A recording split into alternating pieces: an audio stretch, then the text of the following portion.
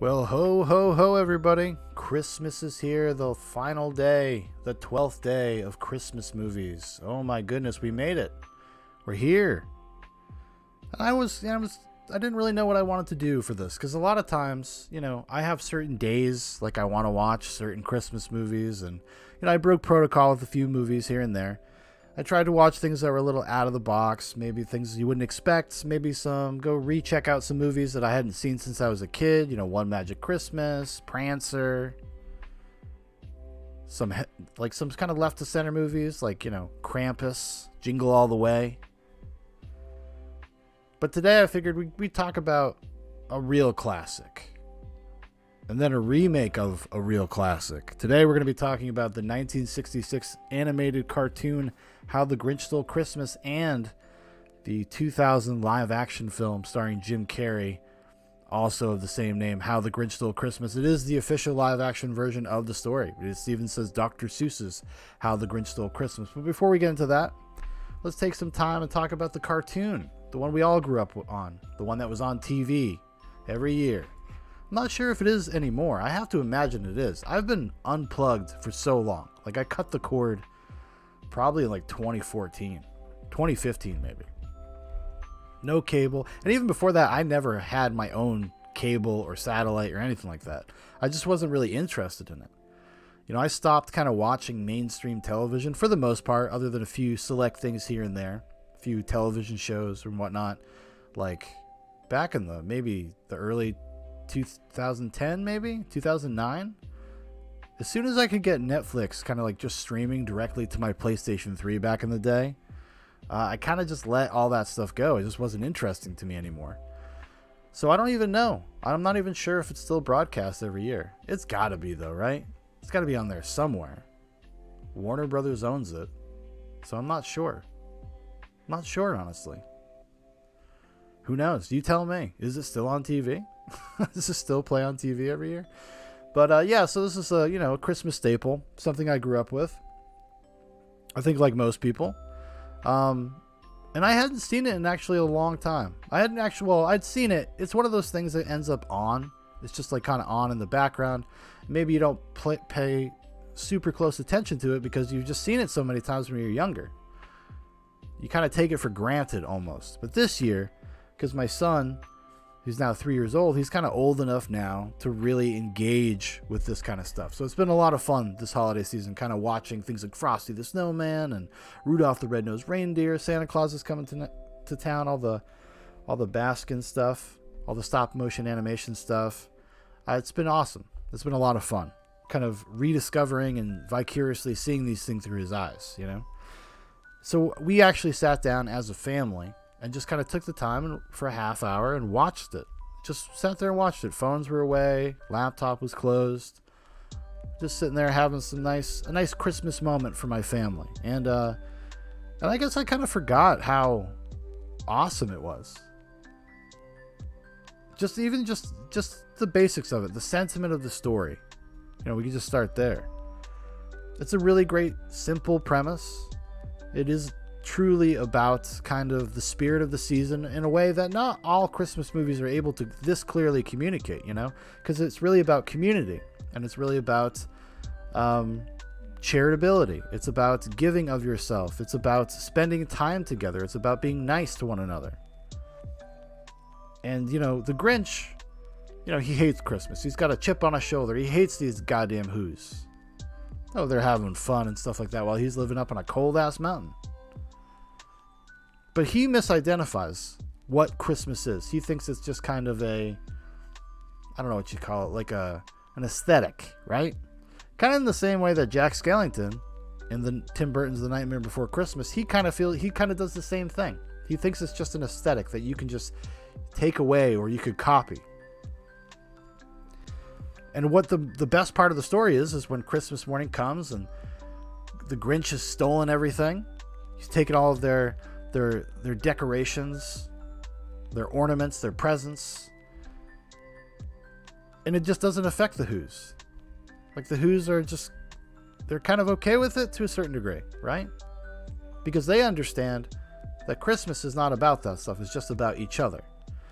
So the Grinch had projected this kind of false narrative onto the Who's about about their intentions for celebrating Christmas.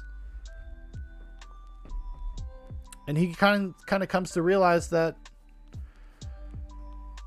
he would like to be part of a community like that, or maybe just a community in general, and this is his avenue. Christmas time is a time where maybe you're more accepting than you are at other points in your life, or other times in your life, rather. I said it yesterday when we talked about Scrooge, but the ending monologue of Scrooge really kind of encapsulates the spirit of the season to me. Just for a couple days out of your life, you could just be a better person. Just be nicer. Just be who you think you should be. Treat people with dignity and respect. And that's kind of what happens to the Grinch at the end of the story.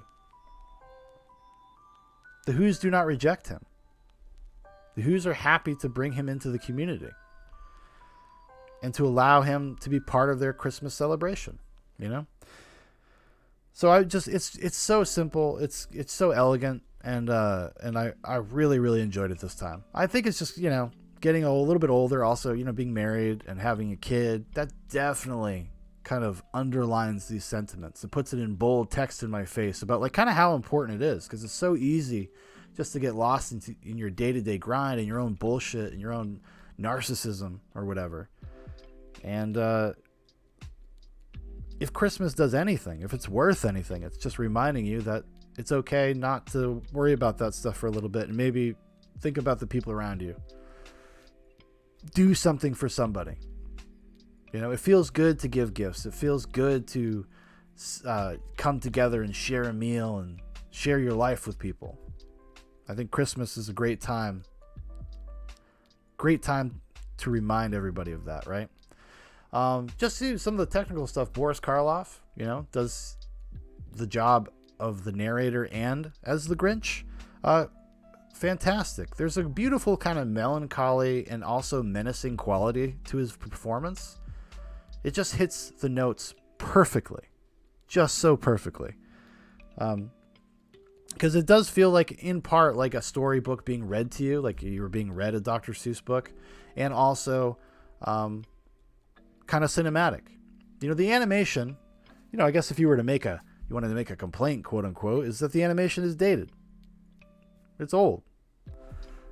It's a little rough around the edges, right? Especially when you're watching it in HD 2020. But to me, that's kind of what makes it so endearing, so special, It's got this kind of ethereal, nostalgic quality to it, right? Because I wasn't born in 1966. I don't have nostalgia for the way cartoons looked in 1966. Well, I suppose not more than anybody my age would. I did grow up. I had like Cartoon Network, so we watched the Flintstones and Scooby-Doo, Where Are You, and stuff like that. But it feels like a portal to a different time. It feels timeless in a sense because of the idea of Whoville and the Grinch, and that's kind of, a fantasy reality. But the animation quality actually puts it in a little bit of a time capsule. And it's really just kind of cool and interesting from that perspective. And I think the movie is actually beautifully adapted and animated. And like I said, it's even got its own cinematic nature. I mean, the whole sequence when the Grinch is going into Whoville and stealing all the toys and the decorations and whatnot, like, it is such a great sequence. And the song, Mr. Grinch, is such a banger. It's a fucking banger, dude. I can't help myself. Every single time I hear that song, I just immediately have to start singing it. Much to the chagrin, maybe, to my family. Although, when I give it a go, I'm an okay singer. But yeah, they were like kind of looking at me, and then we all started singing it. Even my son, who probably heard the song abstractly, like throughout the years, and like I said, it has been on around him the past couple Christmases, but this is the first time he like really engaged with it, had a lot of fun. We were yelling and we were laughing, and he's like, oh no, he's taking all the stockings. Oh no, he's taking the trees and the presents. Who's going to stop him? What's happening? It was awesome. A great moment in my life. So if you haven't watched The Grinch in a long time, or maybe you've never seen it, there's probably a lot of people my age that maybe have never seen it. Maybe a little bit younger than me. If you're like probably 5, 6, maybe 10 years younger than me, you might have never actually seen the original 1966 cartoon, which is a shame. It's a real damn shame, because it kind of got replaced in I think the hearts and minds of younger millennials with the 2000 Ron Howard film, How the Grinch Stole Christmas, starring Jim Carrey, Taylor Momsen, Jeffrey Tambor, Christine Baranski, Bill Irwin, Molly Shannon, Clint Howard, Josh Ryan Evans, Mindy Sterling, Rachel Winfrey, and others. What's the plot synopsis here? On the outskirts of Whoville lives a green, revenge-seeking Grinch who plans to ruin Christmas for all the citizens of the town. So yeah. So, they do a live-action version of The Grinch. Now, The Grinch, like I said, it's very simple. It's very straightforward. Not a lot of even subtext really there, other than, the obvious holiday messaging, right? This movie, they have to build something bigger. They have to add more characters. They have to give the movie kind of a deeper life, I suppose you could say. And they do that basically by, in my opinion, undermining and kind of misunderstanding the story of the Grinch. And a lot of that has to do with the fact that the way that they have to build the character of the Grinch, they have to give him a motivation. And the way they do that is to make the citizens of Whoville basically assholes, monsters. People that maybe you don't want to be around. They're petty and they're selfish and they're everything that the Grinch kind of is. It's kind of weird. I don't think they intended it to be that way. But that is how it totally comes off, especially now as an adult. And I can tell you this right off the bat. My kid, my 3-year-old son, was not into this. He was yelling to shut it off. I think he was even a little freaked out by the Jim Carrey makeup, which, if there's something I actually like about the movie, it's probably Jim Carrey and the makeup job they did with the Grinch. Like, it looks pretty cool. Like, it looks pretty awesome. But I could imagine being a little kid being kind of scared by that, because he looks horrific. He looks like a monster. But yeah, like giving him this motivation of the people in Whoville being kind of monstrous, kind of assholes, and that his whole kind of modus operandi and the chip on his shoulder is all developed. His pathology is developed by being rejected by this girl. By, what's her name? Martha May Whovier. Played by Christine Baranski, okay? She rejected him kind of out of peer pressure when she was a kid, but she's always kind of harbored secret feelings for him. And that's kind of what propels the plot, because they gave the movie a plot, It didn't really have, the original Grinch story doesn't so much have a plot. It's just about the message. It's about the end. This, not so much. And they try to do with, like, what's her name? Cindy Lou Who. Try to give her more dimensions. She has kind of a family life, and she's the one that really kind of breaks down the barriers for the Grinch in a way more overt way, because they have to develop like this political scenario. It's one of these weird movies, and they used to do this a lot in the late 90s and early 2000s with kids movies.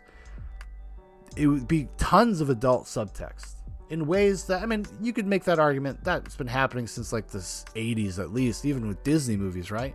But they're not clever about it. It's kind of in the same vein as, like, what was it, DreamWorks Shrek, right? You remember Shrek? Shrek is not clever about its innuendo. These are not things that are meant to be completely subversive and totally go over a kid's head. If you were a savvy kid, you got the sex jokes, you got all that weird stuff. Like, you understood that. To suggest that you didn't is ridiculous. And I think there's a lot of stuff like that in the Grinch, and it just does, a lot of it falls flat. Like, it doesn't even need to be there. Do I need the Grinch to come crashing down into the town square and end up face first in a woman's breasts? No, you don't. It serves zero purpose. And the movie's kind of full of just little weird moments like that where you're like, oh, why? Why is that there?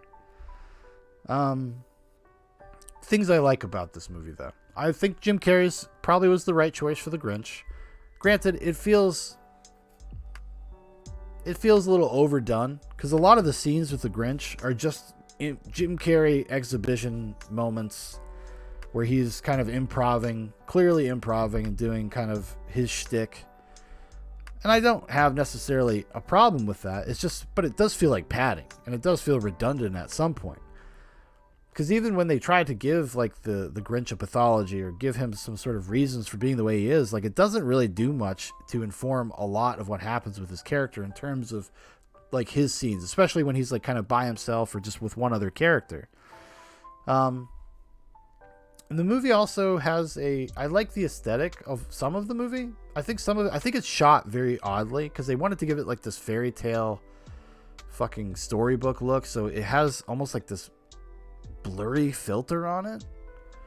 It feels washed out for some reason. And I don't understand this at all. I don't know why this wasn't some like really kind of gregarious, really brightly colored film. I don't understand why the color palette is so muted. I mean, maybe that had to do with the makeup, because the Whoville people, they have makeup, and Jim Carrey obviously has makeup, so maybe they were trying to hide that or something. Maybe they thought it just blended better that way. But I didn't really get it. I didn't really get why do it that way, why the cinematographer and Ron Howard, I guess collectively, took that tact. Actually, who is the cinematographer on this? Because I didn't think it was great. His Donald Peterman. He's been around for a long time. Shot Men in Black, Point Break, Flashdance, Star Trek IV, The Voyage Home. The last thing he did was The Grinch. As he passed away? He did pass away. He passed away in 2011. But the Grinch, How the Grinch Stole Christmas, is his last credit. Yeah, wow. He shot a lot of good stuff, but I mean, nothing here is sticking out to me like, oh, that was amazing cinematography. Planes, Trains, and Automobiles, Mr. Saturday Night, Get Shorty, Addams Family Values. Yeah, so I'm not... Oh, Kolchak the Night Stalker. He did the first episode of Kolchak the Night Stalker. Okay, this man's a hero. This man's a personal hero of mine. Just joking. He's a little workmanlike, but I guess that kind of makes sense. Like, Ron Howard is the kind of guy that he's workmanlike himself. He's just a dude who kind of understands the fundamentals of filmmaking, and he can kind of do any kind of movie he wants because he just gets the core concepts. Granted, I'm not the biggest Ron Howard fan in the world, but I don't think he's ever made anything that's like overtly awful. Maybe the Da Vinci Code movies, maybe the Landon movies, that series, maybe those are just kind of flat out bad. But every once in a while, Ron Howard's the kind of guy that will surprise you. Be like, oh shit, Rush was great. Fucking Solo, right? Solo, not a great movie by any stretch of the imagination, but if you had told me that Solo is going to be the best of the new Star Wars movies, the theatrically released Star Wars movies, I know a lot of people like The Mandalorian, and I think The Mandalorian's okay. I'm catching up on it. Maybe we'll talk about that sometime in the new year. But yeah, I wouldn't have believed you. And this is, I guess this is kind of indicative of that, like of his workmanlike approach to the stuff, and the script kind of reigns supreme when you have a director like that, where he just has what's on the page and he goes and he tries to execute on it. Like, you don't feel like an ethereal presence. You don't feel his hand moving things, He just kind of does it. I'll see who wrote the screenplay. Jeffrey Price. What else has Jeffrey Price done? Oh, ooh. Well, he's got Who Framed Roger Rabbit. Okay. Then after that, it's Wild Wild West, Last Holiday with Queen Latifah, Doc Hollywood. Yeah. Shrek the Third. Ooh. Who Framed Roger Rabbit 2 in pre-production for 2022. I'll believe it when I see it, buddy. Bob Hoskins is no longer with us, so I don't even see. What's the point? Can't do it without Eddie. Can't make a sequel to that without Eddie. Jesus, guy. But yeah, I remember when I saw this actually back in the theater. Strangely enough, friend of the show, sometimes co-host of Zoobox Goes to the Movies, Big Paul, he saw it in the movie theaters with me when it came out. And I think I just assumed that I liked it. Maybe I just wasn't very critical at 14 years old. But I took my brothers and sisters, and they all had fun, and Paul had fun. We all had fun watching it. So, and then for years after that, I just kind of assumed that I liked it, and I would watch it, here and there. But then I realized when I was watching it this time, what I realized was I was like, oh, I didn't actually really watch it most of the time. Most of the time, I would just kind of probably have it on in the background. I just kind of like Christmas time, especially Christmas Eve and Christmas Day. I just like having a rotation of, like, even if I've already watched them that year, just a bunch of Christmas movies on the background, Throw on Christmas Vacation, throw on A Miracle on 34th Street. Maybe that'll be on there. Throw on Scrooge, throw on A Christmas Carol, throw on Elf, Throw on How the Grinch Stole Christmas. Just stuff like that constantly. So I realized, I was like, I don't think it's been probably like close to 15 years since I like paid attention to this. And it's definitely gone down in esteem. I don't think it's awful. I don't think it's unwatchable or anything like that. But I was kind of surprised, a little bit shocked of how wide of the market is in terms of like the subtext of the story. Granted, I understand that it kind of resolves in a very similar way to the cartoon, but the road getting there seems kind of just wide of the mark. It just seems off to me. I couldn't vibe with it. And the fact that my kid just was not into it, even right after watching the original Grinch, like he wasn't excited about seeing this version of the story. He was bored to death. That's another thing with these movies. Everything's got to get into the internal politics of the Who's. I mean, come on. Nobody gives a shit. Honestly, I don't know if you can make a good feature-length Grinch movie. I saw the one that Benedict Cumberbatch did the voice for the Grinch. And Tyler, the Creator, does the theme song, which seems wildly inappropriate if you know who Tyler, the Creator, is for like a family film. But I think, I don't even think we finished it. We watched like half of it, and we were just so bored. It was just so bad. I just had no interest. Because, that one really, really changes everything about the story and the character and everything, but I just could not get into it. I honestly, I don't even have an inkling to go back and give it another shot. I was just like, nah, I think we're just gonna let this one go. Because I will watch a lot of trash. Like a bad movie does not stop me from watching it, just because something's bad. Things that are boring, though, as I've gotten older, I'm like, time is limited, life is short. Like, if I'm actually actively just bored and there's nothing even interesting about it, then yeah, let's get the fuck out of there. Get out of there. But yeah, we did it, everybody. 12 movies. Oh my goodness. Back at it, right? Jesus Christ. Jesus fucking Christ. Yeah, it's a good time. Watching Christmas movies is a great time. You should do it. I hope you're not watching this on Christmas. I'm just saying. I hope you're with your family. I hope you don't have to work. I hope you're able to kind of be part of the season in a more like fundamental way. Christmas is a day, if we're going to do it at all, especially as like a nation, just the one day, everything should just shut down and everybody should just stay home and spend time with their family. Those that have families. And those that don't, it's incumbent on people that do have families and do have a community to go reach out to them. My wife keeps threatening me that we're going to go work at a soup kitchen for Christmas, like a Christmas morning or something. And you know what? I would totally be down for that. I think it would be a really great thing to do. I hope we do it. I hope we end up doing it one of these years, honestly. At least a few times. Be good for me. Be good for her. Be good for our son, right? See how remind us how lucky we are to have what we have and the life that we have, That's the way I look at it. Anyways, Merry Christmas, everybody. Happy New Year. If you're seeing this after the fact, same applies. I hope you had a great day. I really do. I hope I have a good day. I hope so. I think it's going to be good. I got a feeling. I got a feeling about this Christmas. I think this Christmas is going to be good. I think 2021, the new year, is the year of Zoobox. I think we're taking it all the way. 400 or 500 subscribers in 2021. It's happening.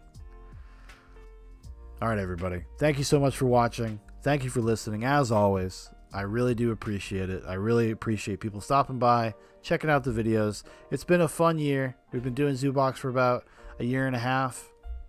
Well, about 15 months we've been doing Zoobox, and it's been a lot of fun, man. It's really kind of reinvigorated my creative juices and got me back to doing something that I do actually legitimately enjoy. I enjoy putting on a show. I enjoy talking about movies. I enjoy joking around. And this is the avenue I have for it right now. And I'm hoping for bigger and better things in 2021. Kind of expand things out maybe a little bit. Do some more fun stuff. But if you want to keep up to date with everything that might happen in the future in 2021, there's a bunch of links in the description for Facebook, for Instagram, for my Twitter, for my brother Dan's Twitter. Also, if you'd like to make a recommendation for one of these semi-daily movie reviews in the future or something for Zoobox Goes to the Movies, leave it in the comments. We'll put it on the list. And also, I'd love to hear from you. How do you feel about How the Grinch Stole Christmas 2000? Also, did you grow up watching the 1966 cartoon? I'm curious. If you're a little bit younger, is it something that you're just like familiar with? Is it something you grew up watching? I'd be curious to hear. All right, everybody. Merry Christmas.